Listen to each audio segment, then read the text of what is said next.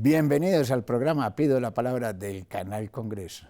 Hoy, como siempre, tenemos dos invitados muy especiales, al doctor, señor embajador Raúl Almaqui y al doctor Víctor Correa de Lugo. El tema que nos vamos a ocupar hoy, obviamente, es sobre el holocausto, el genocidio de la Franja de Gaza. Y por eso hemos invitado al señor embajador. Ya lo hemos tenido en el programa Pido la Palabra. ¿Qué más nos tiene que decir sobre su vida? ¿Cómo se siente en Colombia, señor embajador? Muy bien, muy bien. Colombia para mí es mi segunda patria. Aquí me siento muy amañado. El pueblo colombiano es un pueblo muy amable, muy solidario con Palestina. Y eso lo hemos visto en los últimos meses con miles y miles de personas expresando su amor, su solidaridad hacia el pueblo palestino y su condena hacia el genocidio.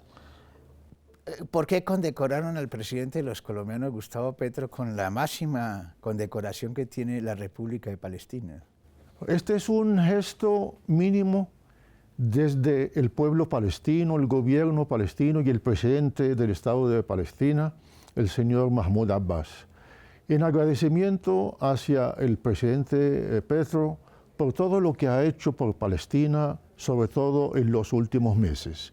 El presidente Petro siempre ha tenido a Palestina como causa suya también, porque Palestina, por lo que representa, para no solo él, no solo para Colombia, sino para el mundo entero, como una causa justa, como una causa de un pueblo que aspira a su libertad, a su independencia, a la paz, a la justicia. Lo que representa la causa palestina para todos estos pueblos reprimidos del mundo, que lo que quieren es buscar esa justicia y esa paz.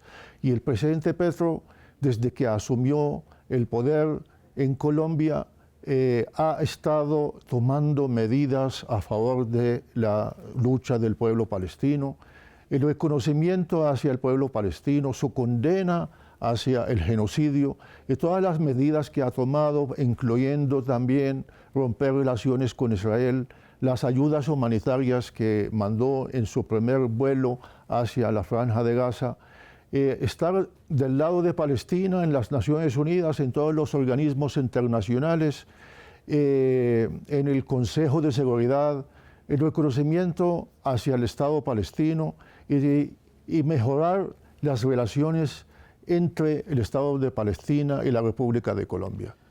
Doctor Víctor Correa de Lugo, usted es un hombre, yo creo que de los colombianos que más conoce el tema del Oriente Medio.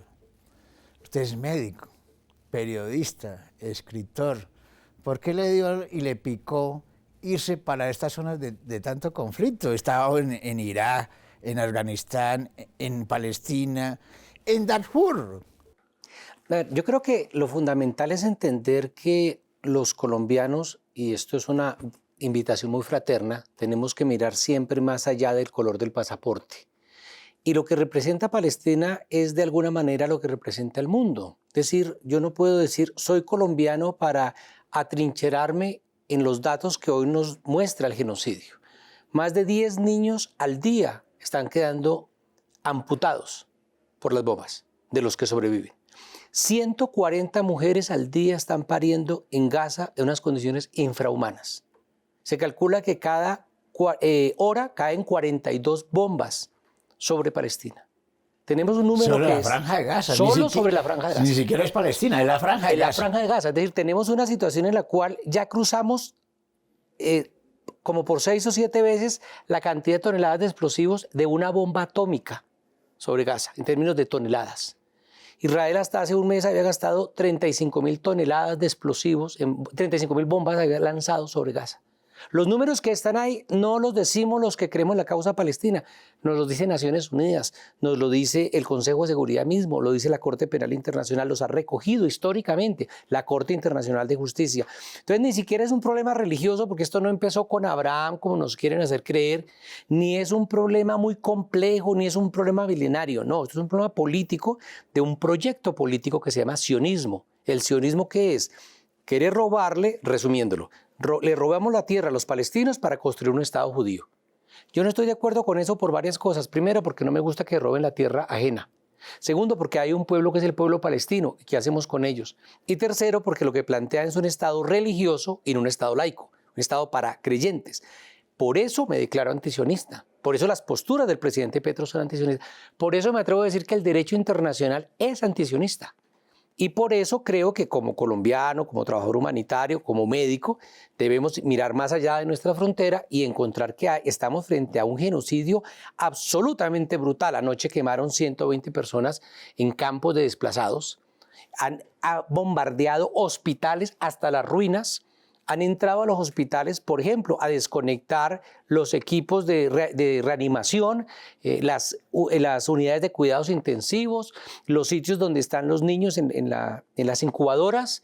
O sea, frente a eso, explíquemelo alguien, que alguien me explique.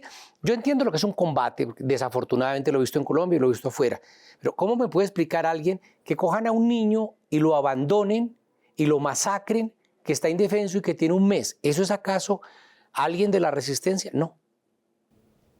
Es una locura, pero, señor embajador, la Franja de Gaza era una cárcel a cielo abierto.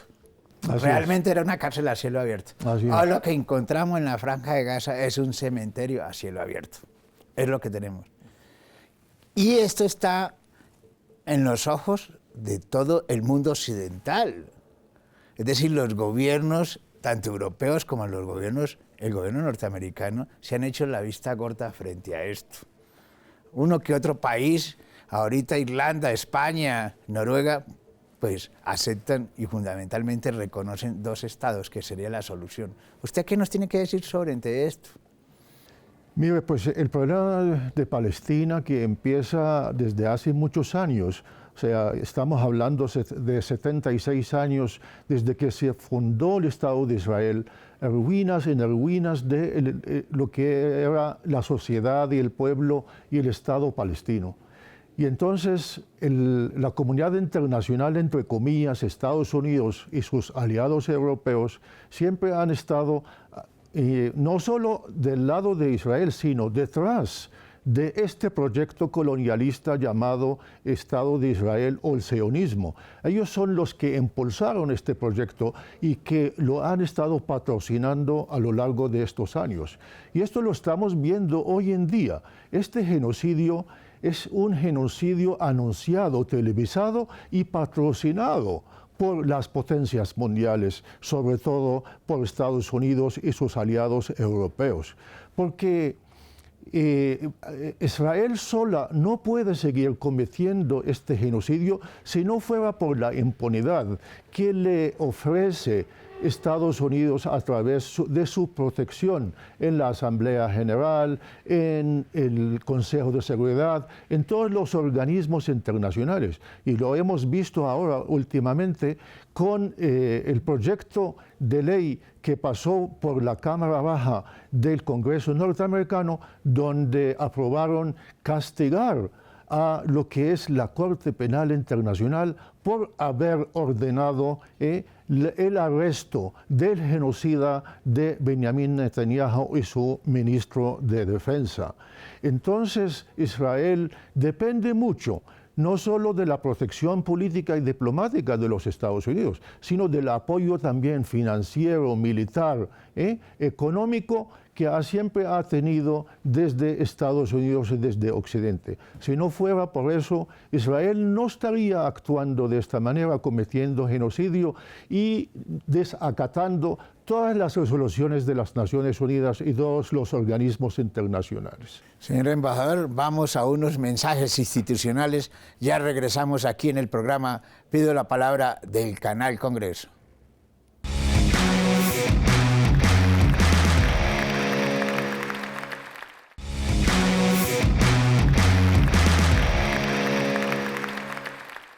Continuamos en el programa Pido la Palabra del Canal Congreso.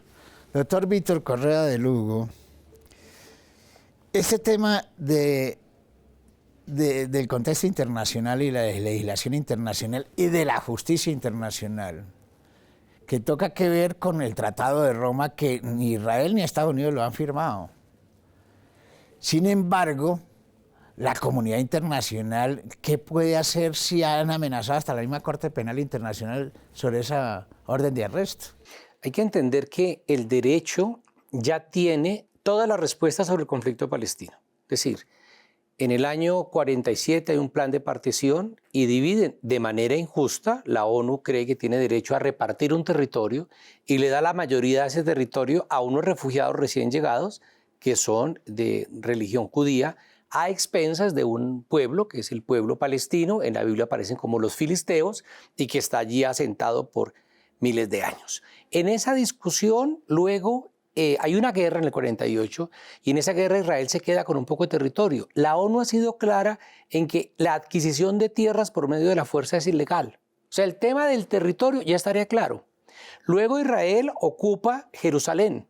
Y el derecho ha sido claro en que Jerusalén es una ciudad con estatuto internacional. No es la capital de Israel, de ninguna manera. Eso está clarito en el derecho. Sin embargo, Estados Unidos tiene la embajada. Ellos intentan convencerse de eso, porque viene el afán de apropiarse de Jerusalén. Ellos echaron a 750.000 personas por lo menos de esa Palestina histórica, y según el derecho internacional dice que los palestinos tienen el derecho a regresar a sus tierras y nunca los han dejado regresar. ¿Cuántos palestinos hay por fuera de Palestina? Yo creo que ya son como 4 o 5 millones más o menos. Hay como alrededor de 7 millones de palestinos refugiados desde hace ya 76 años. Claro, porque también se cuentan los hijos y los nietos. Claro. Y hay otra cosa, en el año 67 se crearon unos barrios, unos asentamientos para los judíos, y esos asentamientos en territorio palestino son un crimen de guerra. Es decir, cualquier persona que respete el derecho internacional, cualquier persona que lo haya estudiado, necesariamente debe estar del lado palestino. No es antisemitismo, no es que uno quiera botar a los judíos al mar, nada de eso. Entonces, lo que Petro ha hecho, el presidente Petro, cuando dice sobre esto, está basado en el derecho internacional. Y esa es nuestra obligación como Estado. Colombia como Estado no puede basarse en lo que diga la Torá, ni la Biblia, ni el Corán. No, es el derecho internacional. Y hay demasiada claridad, es absolutamente claro y objetivo que los derechos de los palestinos que el derecho está del lado palestino. Solamente hay un problema, que el poder está en contra del derecho, que el poder mundial está en contra de los palestinos. Doctor, señor embajador Raúl Al-Makki, ¿no será que Israel quiere tirar a los de la Franja de Gaza hacia el desierto de Egipto? Eso es muy cierto, eso es lo que pretende Israel. Israel aquí en esta guerra no pretende eliminar a su enemigo, entre comillas, Hamás. No pretende desaparecer a Hamás, sino lo que pretende es desaparecer a todo el pueblo palestino. Esto no viene desde el 7 de octubre, esto viene desde hace más de 76 años, con la limpieza étnica que cometió el Estado de Israel para poder establecerse como Estado netamente judío. Había que desaparecer a la mayoría de la población autóctona, que era la población palestina, lo que hemos hablado ahora de 7 millones de palestinos con derecho a volver a sus casas, pero que Israel no permite ese derecho que sea aplicado. Y entonces Israel lo que quiere es completar ese proyecto que le ha parecido a muchos de los sionistas israelíes radicales que todavía no es completo. Será completo cuando Israel pueda ocupar toda la Franja de Gaza y desplazar a toda la población palestina. Y no solo la Franja de Gaza, sino también Cisjordania, Jerusalén. Jerusalén fue anexada por Israel y Israel pues ha hecho un tramado de leyes para hacer que los palestinos residentes de la ciudad santa abandonen la ciudad y ellos apropiarse de la ciudad. Y es lo que están haciendo también en Cisjordania. Cisjordania ha sido anexada de facto por el Estado de Israel. Y Israel pretende ocupar de nuevo lo que es la Franja de Gaza y desplazar a los 2.300.000 palestinos de allá. Y eso es lo que ha estado haciendo, porque la destrucción total de toda la Franja de Gaza, la infraestructura civil, las residencias, los hospitales, las universidades, el patrimonio histórico de la humanidad. La tercera iglesia más antigua del mundo fue destruida por Israel. Todo lo que es la ciudad vieja de Gaza, una ciudad de miles de años de historia, ha sido destruida. Entonces Israel lo que pretende con eso es volver a ocupar la Franja de Gaza y sacar a todos los palestinos de allí. Y eso es lo que ha estado pidiendo al país vecino, que es Egipto, permitir la salida de estos desplazados palestinos. Y sabemos ya por experiencia propia que el palestino que abandone su tierra nunca más va a poder volver a ella. Doctor Víctor Correa de Lugo, ¿no será que jamás le dio un papayazo a Israel para... se sabe que el gobierno de Israel es un gobierno radical, es decir, bien tirado, digámoslo así, hacia los fenómenos de este tipo de genocidio. ¿No era que jamás con la intervención que hizo le dio papaya a Israel para que hiciera ese genocidio y ese holocausto? A ver, tenemos información fresca, las personas que nos están oyendo y viendo lo saben, desde el 7 de octubre para acá. Tenemos que Israel del 7 de octubre para acá ha usado fósforo blanco, ha dinamitado hospitales, ha ametrallado ambulancias, ha incendiado campos de refugiados, ha asesinado civiles, todo está altamente documentado. La pregunta es, ¿qué de esos crímenes es una novedad? Ninguno, ninguno. Yo tuve la posibilidad dolorosa y además honrosa de trabajar en Jerusalén y en Gaza. Y los crímenes que veíamos allí eran los mismos de ahora, los de hace 10 años, los de hace 20 años, los reportes que hay de hace 30, 40 años. Por tanto, utilizar la figura de Hamás no es más que una excusa, porque no hay una sola práctica que ya no haya venido cometiendo Israel. Por ejemplo, ametrallar ambulancias con enfermos. Por ejemplo, dejar caer fósforo blanco sobre escuelas con las banderas de Naciones Unidas. Eso es absolutamente brutal. Atacar convoys de ayuda humanitaria. No estoy hablando de una cosa donde ahorita podamos discutir. No solamente los ataca el ejército y no los colonos. Sí, y además de eso, los colonos, estos que están viviendo en los asentamientos, no es que ahora les dio por atacar a palestinos. Históricamente lo han hecho, de salir y disparar. Hay un informe de una ONG israelí, B'Tselem, y demuestra que el 94% de las denuncias de crímenes cometidos por los colonos israelíes no son aceptadas en los tribunales. 94%. Ni siquiera son aceptados. Pero yo lo que he visto es que también la población israelita se está moviendo y pidiendo la renuncia de Netanyahu. Claro, pero ahí vienen varias cosas. Para terminar la anterior pregunta, primero, no es un asunto de Hamás. Es un asunto que en perspectiva histórica se repite y es una práctica que ha aumentado en intensidad después del 7 de octubre, pero no hay ninguna novedad. Incluso antes de la fundación de Hamás, en el año 87, si vamos a los 80, la masacre de Sabra y Chatila, 3.500 civiles asesinados en Beirut, lo hicieron y ahí no había Hamás. Y las masacres de antes no hacían, y las masacres del 48, y ahí no había Hamás. Eso es lo primero.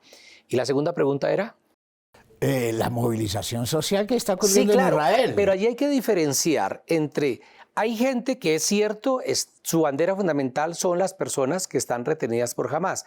Ahí hay una cosa que puede ser que no les guste que lo diga, pero es cierto. Hay unos rehenes civiles secuestrados por Hamás, pero hay unos prisioneros de guerra, soldados capturados en combate. Y eso es derecho humanitario y Colombia debe respetar el derecho humanitario. Lo que pasa es que nos inventamos un derecho humanitario como querramos. La segunda cosa, pero hay un grupo de personas que está pidiendo las liberaciones, está bien. Hay un grupo que está protestando contra Netanyahu por el genocidio, pero cuidado, hay un grupo que está protestando muy grande en Israel porque haya más muertos. No porque Netanyahu haya matado palestinos, sino porque no ha matado los suficientes.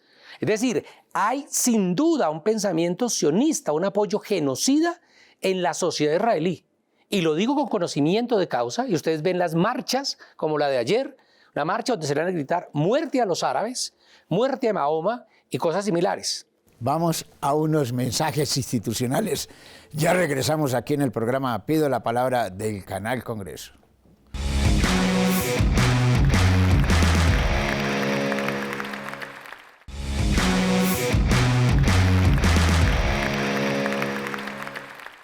Continuamos en el programa Pido la Palabra del Canal Congreso. Señor embajador, usted lleva 10 años en Colombia, su segunda país. ¿Qué se puede hacer? Ya ha habido movilizaciones, han habido expresiones de solidaridad con el pueblo palestino. ¿Qué más podemos hacer? La verdad es que primero tengo que agradecerle al pueblo colombiano toda la solidaridad que se ha mostrado a lo largo de estos meses en particular. Pero yo pienso que todavía se puede hacer mucho más. ¿Y por qué pido que haya mucho más trabajo y mucha más solidaridad? Porque por lo que dijimos y por lo que dijo el presidente Petro, se cae Palestina o se muere Palestina, muere la humanidad y no hay que dejar que muera la humanidad. Entonces, con la cuestión de Palestina está vinculado todo lo que es la legalidad internacional, todo lo que es el derecho internacional, todo lo que ha construido la comunidad internacional a través de las décadas. Entonces, por eso siento aquí la necesidad de pedir todavía más solidaridad de parte del pueblo colombiano. Hemos recogido ayudas humanitarias y hemos mandado el primer vuelo desde Colombia gracias a la intervención del presidente Petro hacia la Franja de Gaza. Ahora mismo la frontera está cerrada porque Israel ha ocupado el único,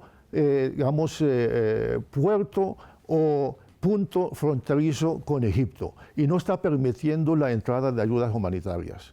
Entonces, lo que necesitamos es que Israel, como Estado de apartheid, como Estado fundamentado sobre el racismo, la exclusión, ¿no?, la supremacía de los judíos encima de las otras etnias y la otra población que es la población palestina, es que esta sociedad de la que hemos estado hablando ahora se dé cuenta de que la única solución para que haya paz, estabilidad, seguridad en toda la región del Medio Oriente es a través de que haya un Estado laico para todos los habitantes de esta zona, la Palestina histórica. Y eso lo podemos lograr solo con el boicot hacia el Estado racista de Israel.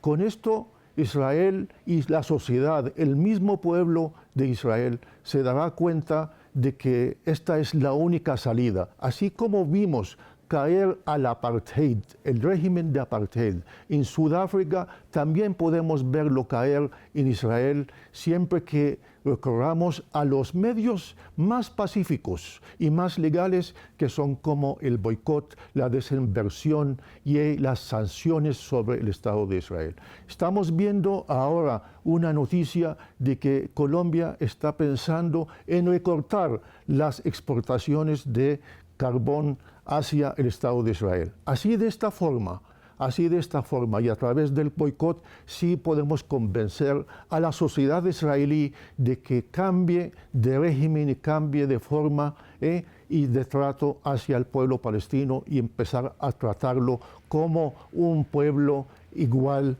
que cualquier otro pueblo del mundo. Usted, que es un analista, doctor Víctor, conoce la región. Se está planteado y además ya reconocido por 146 países de Naciones Unidas el Estado palestino, que sería la solución. ¿Qué medidas se pueden hacer? Porque eso del Estado palestino, mientras se opongan Estados Unidos y los demás países poderosos, va a ser muy complejo. ¿Qué propone usted frente a este holocausto, este genocidio? Hay una cosa, a mí me gusta mucho el ejemplo de Sudáfrica porque nos permite tomar distancia. Cuando uno decía, no queremos más el Sudáfrica del apartheid, nadie estaba diciendo que había que matar o exterminar a los blancos de Sudáfrica. Nadie dijo eso. Nadie planteó crear un Estado que fuera para los negros y el otro Estado continuar con el apartheid. El problema del sionismo es que no es un problema solo local, que no se resuelve, o sea, no se trata de los que queremos a Palestina no queremos ni causar un segundo holocausto, ni asesinar a los judíos, nada de eso es lo que nos acusan. No somos antisemitas, porque además los árabes son semitas.